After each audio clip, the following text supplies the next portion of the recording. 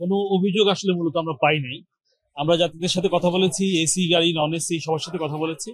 তারা নির্ধারিত হারেই ভাড়া নিয়েছে, কোন রকম অতিরিক্ত ভাড়ার খবর আমাদেরকে দেয় নাই। আমরা চেষ্টা করছি যে অন্য বছরের চেয়ে একটু ভালো কিছু করা যায় কিনা, যাতে যাত্রীরা নির্বিঘ্নে এবং নিরাপদে তারা বাড়িতে যেতে পারে এবং অতিরিক্ত ভাড়ার সম্মুখীন না হতে হয়, অজ্ঞান পার্টি মলম পার্টির সম্মুখীন না হতে হয়, কোনো রকম ঝামেলায় পড়তে না হয়, এগুলো আমরা দেখছি। এবং আমরা আজকে যেমন আসছি সকালে, আমরা বিকেলেও আসার চেষ্টা করবো, গাবতলীতে যাব, বিভিন্ন জায়গায় যাবো। বিকেলে গাবতলীতে যাবো, রাত্রে গাবতলীতে যাবো।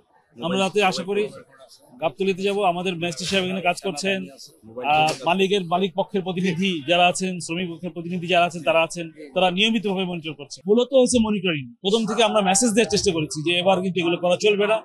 আমরা আমাদের বাংলাদেশ পুলিশ, আমরা বিআরটিএ, সেনাবাহিনীর লোকজন আপনারা হয়তো দেখবেন আছে এখানে, সেনাবাহিনী, মালিকের শ্রমিক সবাই মিলে একটা মেসেজ দিয়েছি এই ধরনের ঘটনা করতে দিব না। এবং আমরা শুরু থেকেই এটা মনিটর করার চেষ্টা করেছি, এই জন্য এটা হয়েছে। আমাদের মোবাইল কোর্ট বেশ কিছু জরিমানা করেছে যারা শ্রমিক এবং আমরা জরিমানা করছি। যদি দেখি অতিরিক্ত ভাড়া নিয়েছে জরিমানা করবো। এখন অভিযোগ পাই না, অভিযোগ পেলেই আমরা জরিমানা করছি। গতকাল হয়েছে, তার আগের দিনও হয়েছে। তাদের জন্য আমার শুভেচ্ছা থাকলো, প্রথমত ঈদ শুভেচ্ছা। দ্বিতীয়ত, যদি কোনো কমপ্লেন তারা পায় আমাদেরকে যে কোনো ফর্মে, যে কোনো ভাবে, টেলিফোনে হোক, যে কোনো ভাবে যদি আমাদেরকে জানায়, আমরা ব্যবস্থা নিব। এবং আমরা সবাই ব্যবস্থা নেওয়ার ব্যাপারে একমত। আমাদের পরিবহন মালিক সমিতি, শ্রমিক সমিতি, তারা সবাই একমত, সবাই আমরা একমত যে আমরা ব্যবস্থা নিব, আমাদের ছাড় দিব।